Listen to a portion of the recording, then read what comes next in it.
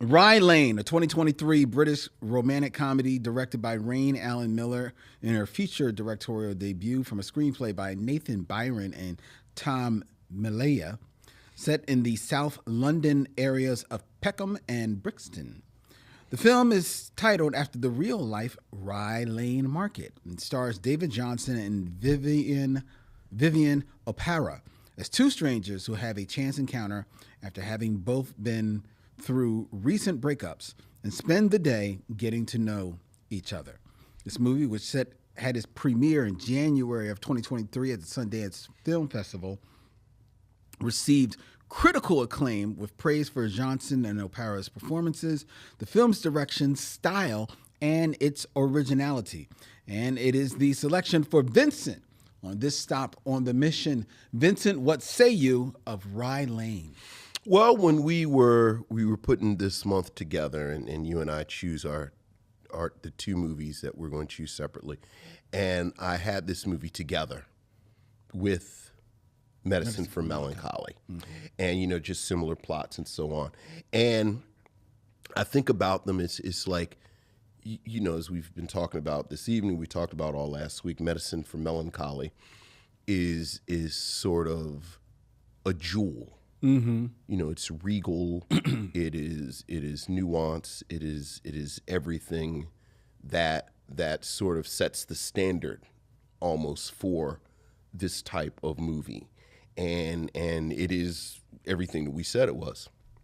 But imagine if this sort of beautiful, poised, very well put together, perfect film had a younger sibling.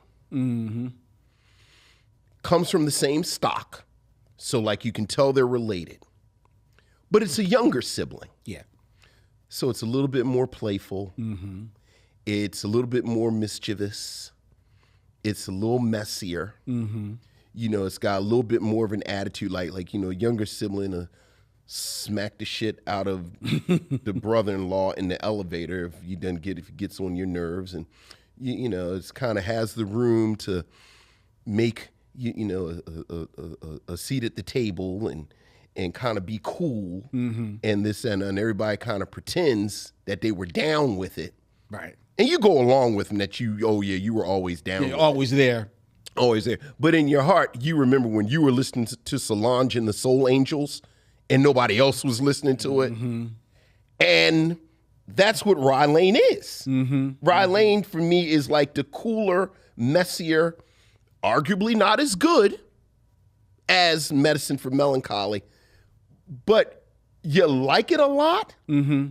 and you can tell that you're going to spend a lot of time with it because of this energy, because of this exuberance, because of everything. As you mentioned, the plot is as you said, David Johnson plays Dom, who when the film starts is going to see his ex-girlfriend who cheated on him 3 months prior to the film with his best friend. Mm-hmm. And this is the first time that they've got together.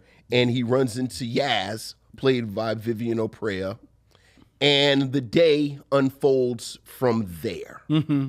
And they get into various and sundry misadventures, whether it's breaking into Yaz's ex-boyfriend's house, whether it is going and visiting the ex-boyfriend's mothers, and their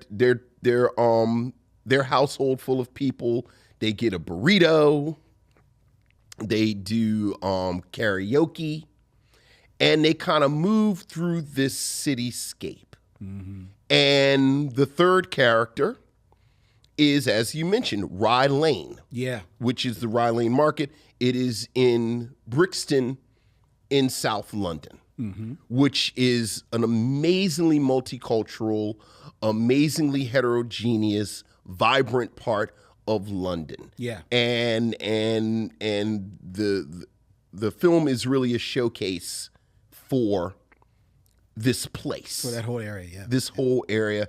And when you read interviews with the director, Raine Miller says that she wanted this almost heightened reality that you get with this.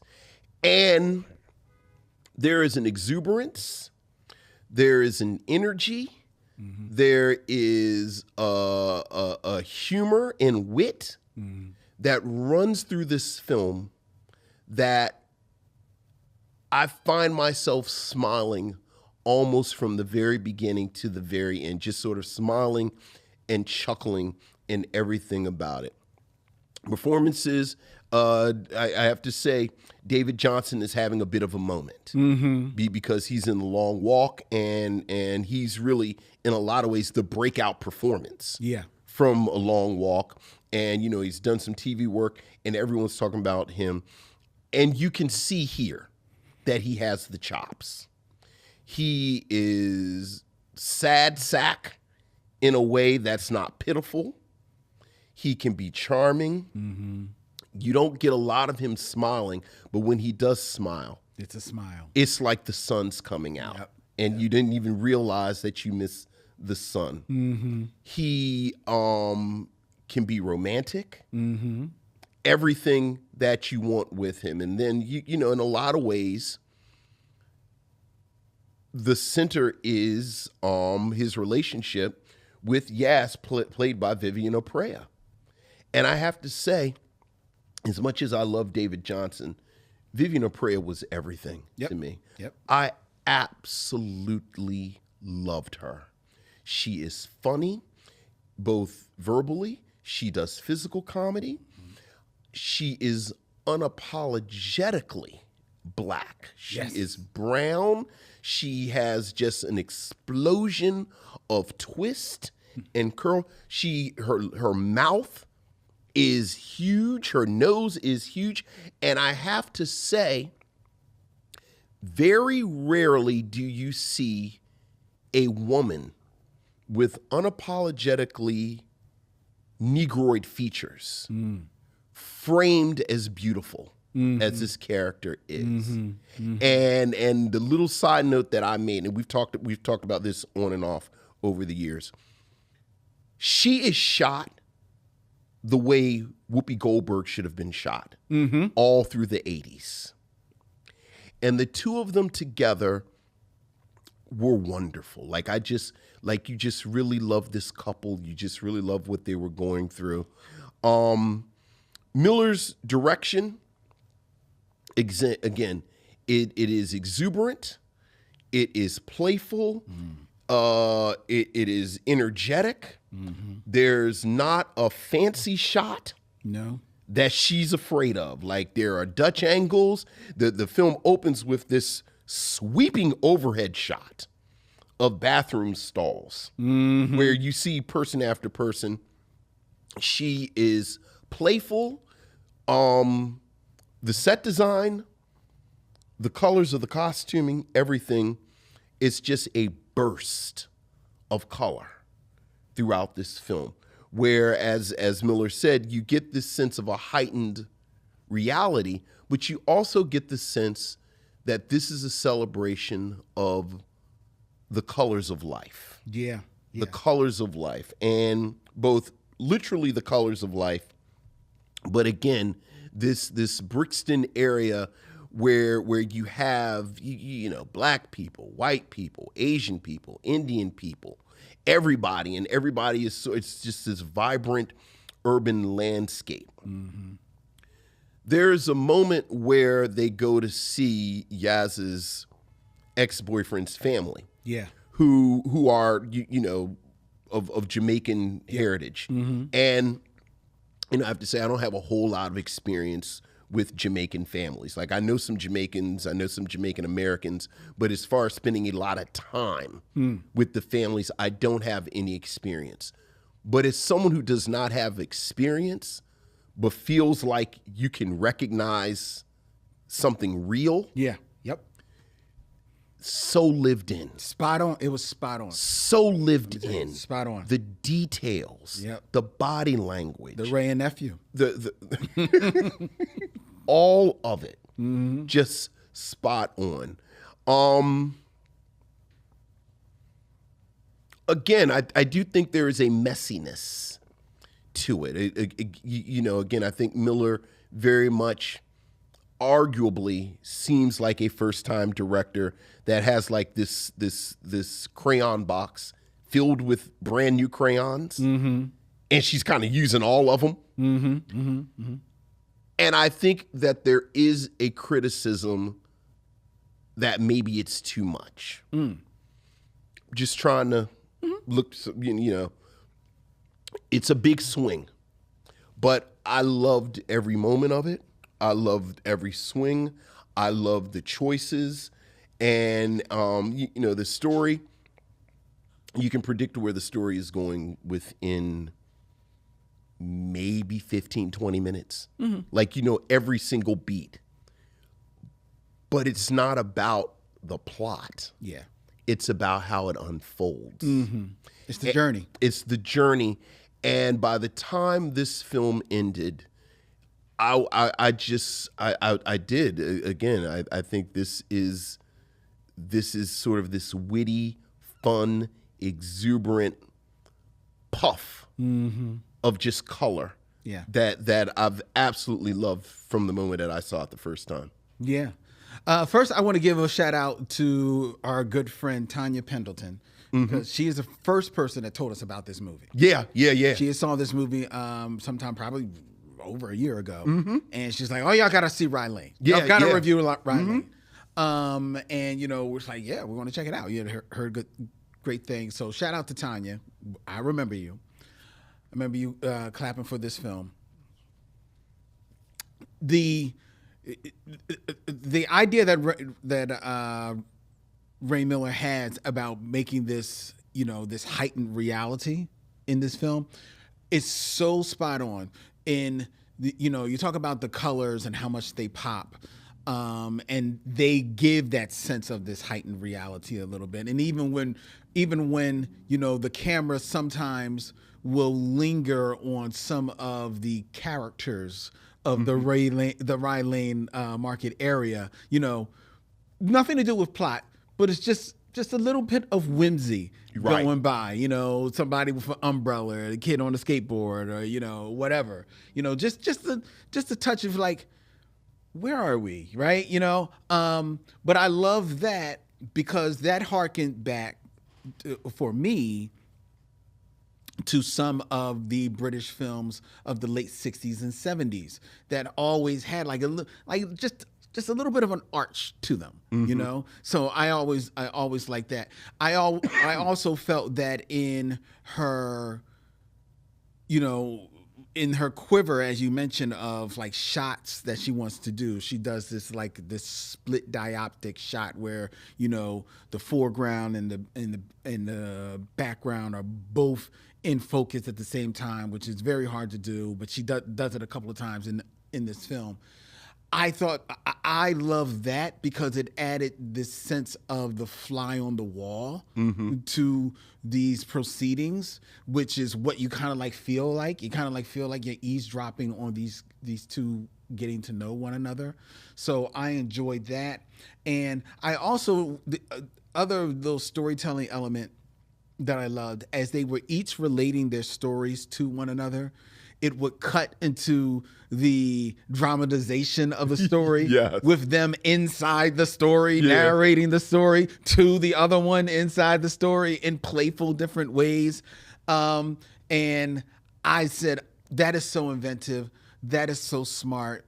And in many ways, when you're trying to tell a story to somebody, you're trying to make that happen. Right. You're trying to bring them into the story so they can see what you're seeing. So her dramatizing that, I absolutely love that part of this film. The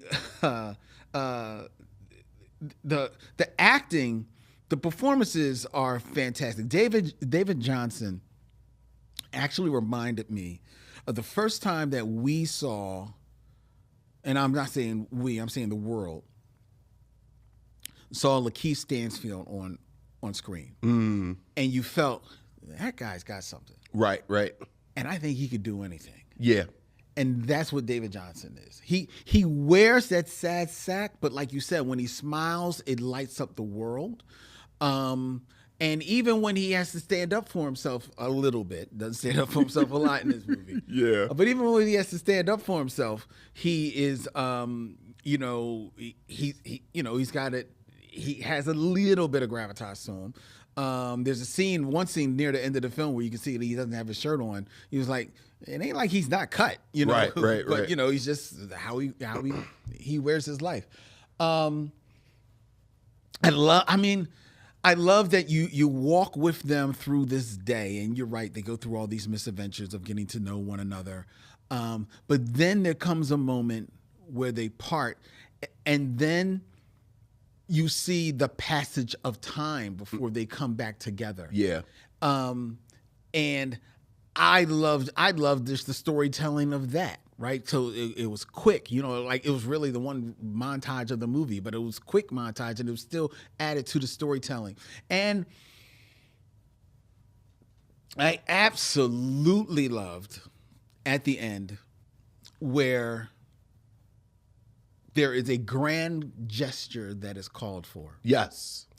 And the grand gesture is a callback to something way in the beginning of the movie. Right. That has never been touched on before. Right. And the second it happens at the end, you instantly remember it. Right. And I don't know about you, but when I saw that, I said, God damn it, y'all stuck the landing. Stuck the landing. Y'all stuck the hell out of this landing. Yeah. Oh my God. And the only thing that made that one up that moment through that whole movie, and you're talking about Vivian O'Para, excuse me, who is a bundle of energy in this movie, right? You know, all hiding deep insecurity. Yeah. And you feel it through the movie. You're waiting for the mask to drop. Sure. And when the mask drop, it's heartfelt. It really, it's like, wow, okay, shit. You know, like it hits you, right? But then after the grand gesture, they come together. And in that one moment, as they come back together now after, you know, the great day together and time has passed, weeks have passed, seemingly.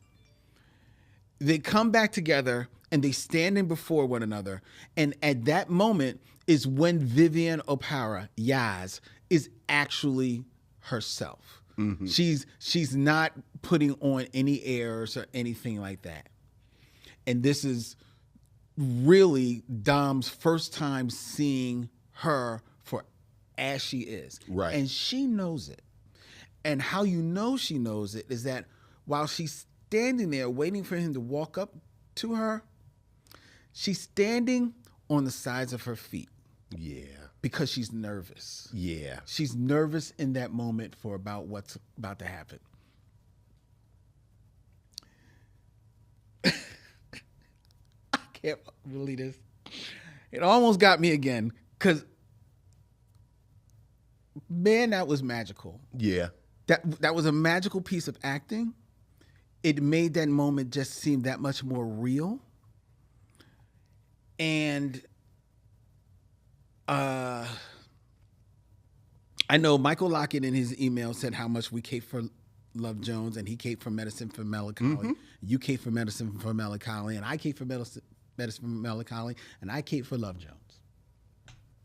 But I'm going to tell you right now, right here, this is my favorite rom-com of all time. Wow. I watched this movie, and dude, I was in my feels so much in this movie. One, because I recognize the romanticism, silliness, as well as the search for real that whole day together represented for both of them. And if you're ever somebody that is like, you know, quote unquote, looking for love, That's the type of shit you're looking for.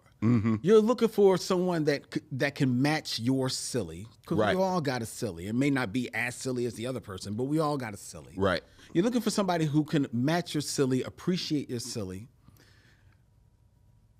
but who also wants the real and can accept your real, doesn't throw shade on it,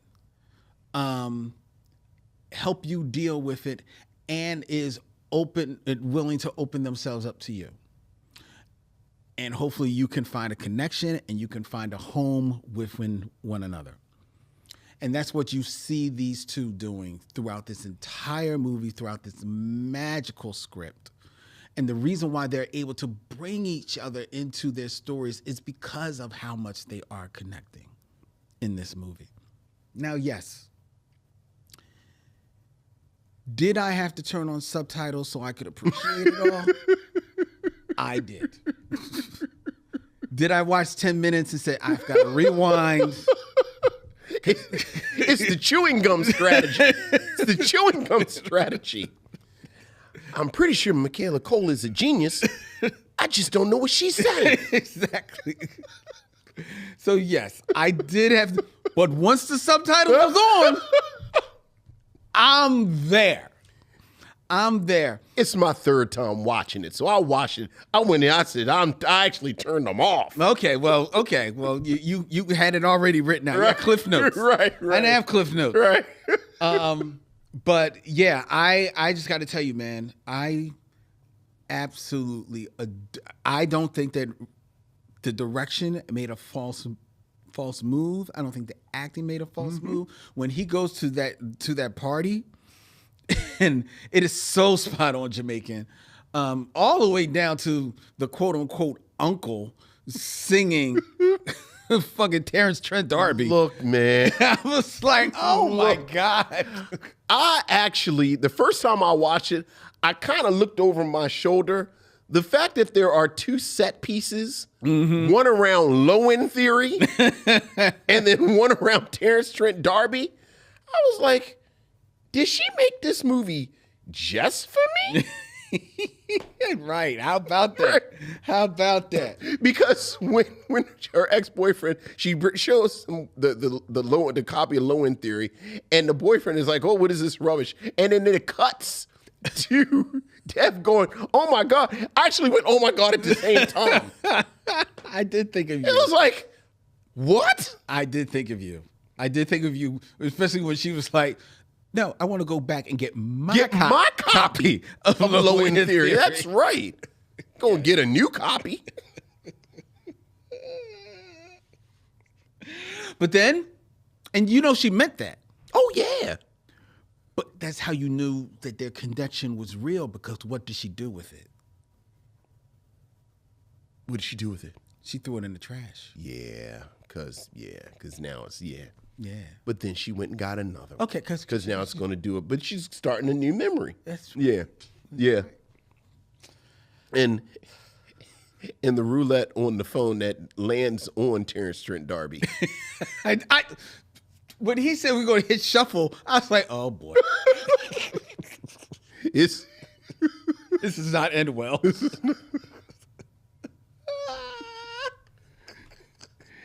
Can I say, though, that I think the great character find of 2023 was, because I'm going to pull his name, he's surprisingly deep in the credits when you look. Oh, Colin Firth? No, is it Jules? Jules is her ex-boyfriend. Yeah, Eric. The boyfriend? The boyfriend, Eric. The best friend, Eric. The best friend, Eric. Yeah.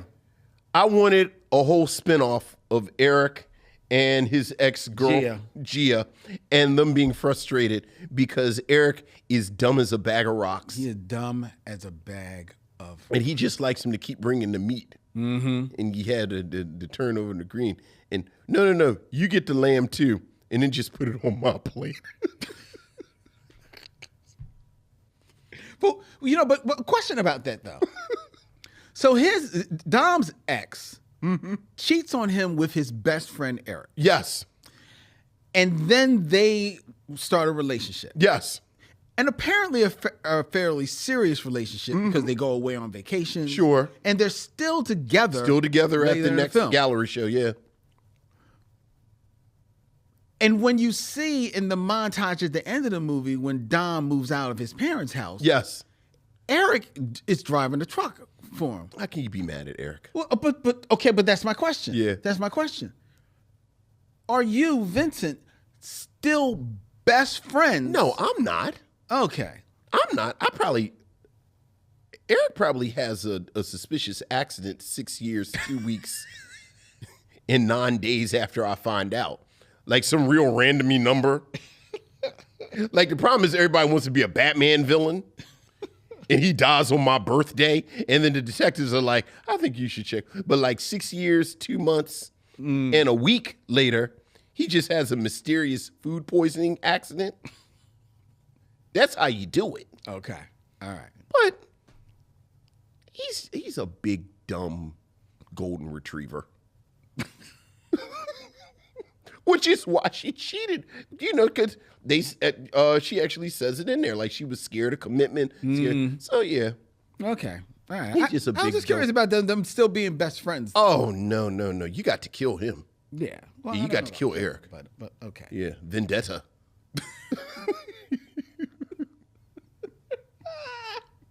But Dom don't really have that kind of energy though. No, he doesn't. Yeah, that's not who Dom is. No, he doesn't. Because to be fair, he lets Yaz's boyfriend smack him in the face. He does. Now, dog, that ain't... In Yaz's boyfriend's defense, this was a stranger who had broken into my house. Okay. So what, you get one free smack? I mean, I guess. I think if you break into somebody's house, you get what you get. Let's be clear. It's a lot of young people making decisions in this. That's true. They are paying in their right, mid-20s. Again, now I'm back to medicine from melancholy. Look at the young people being young. Silly young people. Very true. And I did mention Colin Firth. Yeah. The great Colin Firth, who just shows up as a tortilla chef. He's at guactually yours. Right, guactually yours. Yeah. Now, I read here... Or Love Guactually. Yeah, Love Guactually, which Yeah. is a reference to Love Actually, right. I think it's a film that he was Yeah. in. Mm-hmm. So that's what the reference is. Like, you talk about Sophia Okonedo, like what did Colin Firth just like on a first name basis with Raine Allen Miller? I just assumed he was charmed like everybody else by this film. He was just in Rye Lane at the day of filming. Right. And he's like, we've got $100. Can you just play this? Right. Okay. I don't know. I don't eat pork, but I was intrigued by that spicy pork burrito that they got. You were? I was intrigued. I wasn't. I'm not a big burrito guy. Not a big burrito guy? No, not really. But I wasn't intrigued at all. I'm not even gonna bite. How do you not like burritos? I didn't say I don't like them. I'm just not a big burrito guy. So it didn't like. You never have a taste for a burrito? Do I ever have a taste for a burrito? Like I want a burrito? No. Not a burrito. Like if I go someplace and they have burritos, they have burritos. I'll have a burrito. But I never like. Ooh, I want a burrito. Right now. I want a burrito. No. I'm legitimately scared to ask. Do you like tacos? I like them. I don't ever have a taste for a taco. No. Like if I have a taste for anything, it usually is Thai food. Never beating the allegations. What? Go on. I like Thai food. If I have a taste for anything, it's Thai food or Italian food. Right. Or soul food. Or soul food, but you never just. I never have I could go for a taco today. No. So it's Thai Tuesday for you. It's never Taco Tuesday. It can be Thai Monday through Sunday. I love Thai food. Love Thai food. I love which is delicious. Thai. Yes, it is. But you never have a taste for Nah, I've never had the taste for tacos or burritos. But it doesn't mean that I don't like them. No, I didn't say you made that very clear. All right. You're not saying you dislike them. Right.